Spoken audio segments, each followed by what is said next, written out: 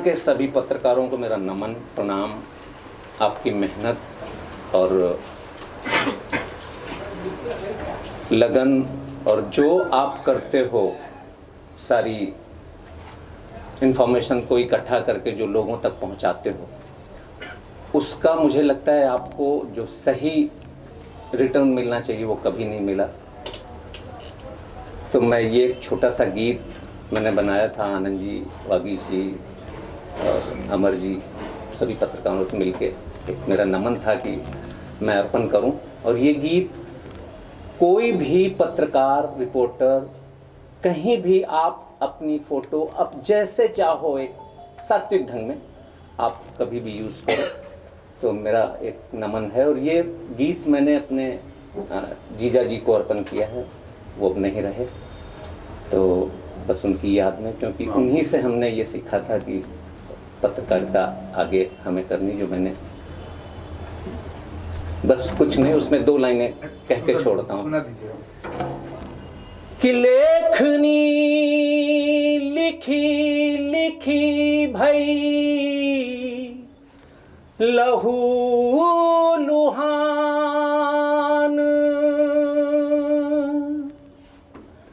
लिखी डारे सिलाखन के दुख, अपने दुख से अनजान। ये 2 लाइनों के साथ, और इसकी वीडियो एडिटिंग मेरे दोस्त अल्बर्ट ग्रेसियस ने की है। Thank you very much Albert, thank you. Sir, क्या कहना चाहेंगे कि जिस तरह से गाना उन्होंने लिखा, आपने गाना सुना, तो आपको कैसा लगा गाना? गाना मैंने पूरा तो नहीं सुना है, लेकिन जैसे कि प्रमोद जी ने भी गाया, तो ये एक चीज़ इनकी इससे विनोद जी, जैसा कि गाना तो मैंने पूरा नहीं सुना, लेकिन जैसा कि विनोद जी ने भी 2 लाइनें सुनाई, तो उससे ये पता चल रहा है कि उन्होंने कितने दिल से इसको लिखा होगा। और साथ ही पत्रकारों के बारे में मैं क्या ही कहूँ, क्योंकि जब तक मैं इनसे जुड़ा नहीं था, आप लोगों से नहीं जुड़ा था, तब तक मुझे लगता था कि भाई ये लोग कुछ भी छापते हैं, कुछ भी करते हैं। लेकिन जिस तरीके से कई बार जोखिम लेते हैं, मैंने कई बार, आज सुनील सिंह जी हमारे साथ नहीं है, लेकिन एक आध बार मैंने उनको देखा कि पब्लिक उनके पीछे भाग रही है और वो न्यूज़ ले रहे हैं, और बिल्कुल भी जो है वो मतलब ऐसा है कि जान पर खेल कर भी न्यूज़ लेते हैं। तो मुझे लगता है कि ये गाने से उनको अगर प्रेरणा मिलती है और वो प्रोत्साहित होते हैं और एक कॉन्फिडेंस आता है, तो ज़रूर इस गाने को सभी लोगों को मिलकर, पत्रकार ही नहीं, सभी लोगों को जो ये गाना सुने उसको ये गाने को शेयर करना चाहिए, जिससे ज़्यादा से ज़्यादा लोगों तक ये मैसेज पहुँचे जो अभी इन्होंने दिया है। क्या मतलब आपका मनोभाव क्या है? विनोद दुबे जी को मैं जितना जानता हूँ, ये मिट्टी से जुड़े हुए हैं, और जब तक कोई आदमी खुद पत्रकारिता के कष्टों को नहीं समझता, तब तक उसके बारे में लिख नहीं सकता। विनोद जी पत्रकार रहे हैं, और मैं ये मानता हूँ कि एक बार जिसने कलम उठा ली, वो किसी अखबार में या चैनल में नौकरी करे या ना करे, वो जीवन भर पत्रकार रहता है। तो ये एक पत्रकार का पत्रकारों के प्रति, उनके कर्तव्यों के, उनके परिवार को, उनके दुखों को, उनके कष्टों को भूल के जो देश की सेवा के लिए पत्रकार निकलते हैं, उनके लिए एक समर्पण गीत है। और ये गीत बहुत ही शानदार तरीके से लिखा गया है, उतने ही अद्भुत तरीके से गाया गया है, वैसे ही संगीतकार ने इसको कंपोज किया है। मैं इस गीत को बनाने वाली पूरी टीम को हार्दिक बधाई देता हूं, और पत्रकार दिन के इस अवसर पर सभी पत्रकार भाइयों को शुभकामनाएं देता हूं। जय हिंद।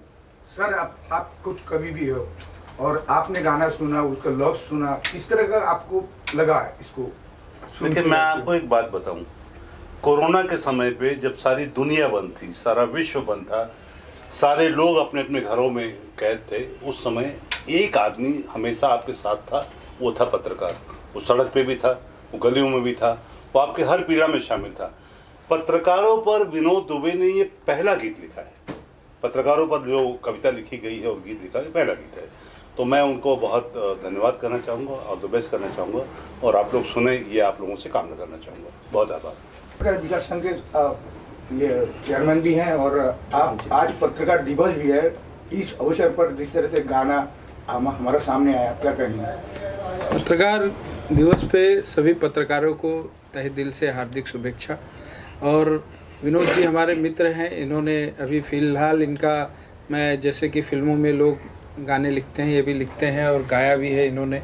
अभी गुलाबो सिताबो आई थी, अमिताभ जी की फ़िल्म आई थी, उसमें इनका गाना है और मिट्टी से इनका जुड़ा हुआ है। इनके जो गाने हैं अगर आप सुनेंगे और आप इनको जानते हैं तो इनके जो लफ्ज़ हैं वो कहीं न कहीं दिल को छू जाते हैं।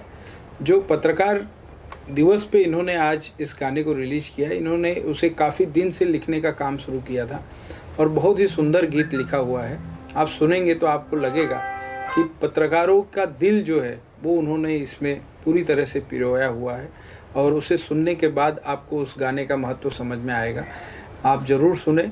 और आज इन्होंने हमें मौका दिया कि पत्रकार विकास संघ इसके बैनर तले इस गाने को आज रिलीज़ किया जाए, ख़ास करके पत्रकार दिवस के दिन। तो मुझे बहुत अच्छा लगा और हमारे साथ जितने भी पत्रकार विकास संघ में जुड़े सभी लोग हैं, साथी हैं, पत्रकार हैं, उन्हें भी काफ़ी अच्छा लगेगा क्योंकि ये बहुत ही सुंदर गीत है और ख़ास करके पत्रकारों के प्रति समर्पित है। पत्रकार एक ऐसा वर्ग है जिसे लोग कहते हैं कि चौथा स्तंभ है, लेकिन पूरी तरीके से दिल में उसे जगह दे नहीं पाते हैं क्योंकि उनको ऐसा विरोधाभास रहता है कि पत्रकार हमेशा एंटी काम करता है, लेकिन ऐसा नहीं है। सभी लोग जुड़ के काम करते हैं और वो कहीं न कहीं इस चीज़ को हमें दर्शाने का काम इस गीत में आपको देखने को मिलेगा। इसलिए गीत ज़रूर सुने और मेरी तरफ से विनोद दुबे जी को हार्दिक हार्दिक बधाई। सर आपसे और एक सवाल है, ये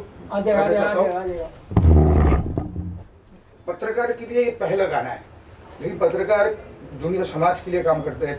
फिल्में बहुत सारे फिल्में पत्रकार के लिए बनते हैं, लेकिन गाना क्यों बनता नहीं? ये बहुत ही मुश्किल सवाल आपने पूछा है। मुझे लगता है कि पहली बार इन्होंने शुरुआत करी है कि ये गाना इन्होंने बनाया है, तो अब ज़रूर लोगों के दिल में या ये जहन में आएगा कि नहीं, हमें भी कुछ करना है। और आगे मुझे लगता है कि ये शुरुआत हुई है तो आगे भी आपको और गाने सुनने को मिलेंगे। सर आप दर्शकों को क्या कहना चाहेंगे जाते जाते? बस मेरी यही इच्छा है कि ये गीत आप ज़रूर सुने और अच्छा लगे तो जो भी पत्रकार आपके आसपास हैं या जिनका आपको बोली भाषा या जैसे लगता है कि ये सही कह रहा है तो उनको नमन भेजें, प्रणाम भेजें, बस और कुछ नहीं चाहिए। आनंद जी, एक क्वेश्चन है आपके लिए। हर दिन बड़े नेता पत्रकारों पर आरोप लगाते हैं कि जिस फर्म में वो जॉब करते हैं, कोई भी किसी भी पार्टी के खिलाफ अगर कोई न्यूज अगर आता है मार्केट में तो डालने से डरते हैं।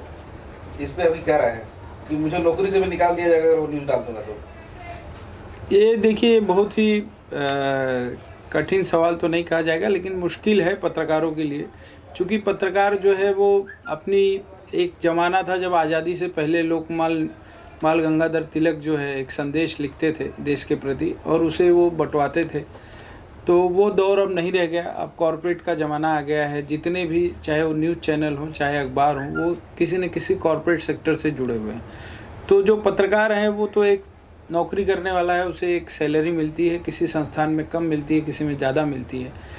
और अभी यूट्यूब ने एक बहुत बढ़िया एक अवसर दिया है लोगों को। जो लोग यूट्यूबर हैं वो यूट्यूब में अपनी खबरों को डाल के और फ्री हो जाते हैं। आप देखिए बड़े बड़े पत्रकार भी आज की तारीख में यूट्यूबर बन गए हैं और उन्होंने अपना एक चैनल खोल लिया है यूट्यूब पे और अपनी चीज़ें निकाल रहे हैं। उसका कारण सिर्फ यही रहा है क्योंकि कॉरपोरेट सेक्टर में जब वो जो खबरें दिखाना चाहते थे, वो जब दिखाने जाते थे तो उन्हें रोक दिया जाता था कि ये आप अपने पास रखिए, हमको नहीं दिखाना है। उसका कारण है विज्ञापन।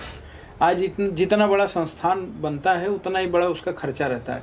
तो उस खर्च को निकालने के लिए वो जिससे विज्ञापन लेते हैं वही लोग कहीं न किसी तरीके से, वो कॉरपोरेट सेक्टर जो है पॉलिटिशियन लोगों से जुड़ा रहता है। तो ये एक पूरी तरीके से जिसे आप कहेंगे कि सीक्रेट भी है और नहीं भी है। आज सबको ये चीज़ पता है, इसलिए उन्हें मौका नहीं मिलता है। और जो अगर जिद करके अपनी खबरों को चलवाना चाहता है या जिद करता है कि नहीं मुझे चलाना है, तो उसे अपनी नौकरी से हाथ धोना पड़ता है। जैसे कोविड का बहाना लेके बहुत लोगों को निकाल दिया गया। आज बड़े बड़े पत्रकार जिनका बहुत अच्छा नाम रहा है वो सभी लोग बेरोजगार हो गए हैं। उस विषय पे जितना चर्चा करेंगे उतना कम है। लेकिन ये एक वर्ग ऐसा है पत्रकारों का कि जिस पर कि हमेशा अंकुश लगाने की कोशिश रही है समाज की, और आगे भी बनी रहेगी। और जिस तरीके से जिसको जहाँ मौका मिलता है वो दबाने का काम करता है। और पत्रकार जो रहेगा वो अगर वहाँ नहीं लिखेगा तो यूट्यूब में लिखेगा, नहीं तो चिट्ठी लिख के भेजेगा, RTI डालेगा, वो अपनी भड़ास निकालता ही रहेगा, क्योंकि उसके अंदर जो एक बार घुस गया है वो खत्म नहीं होता है।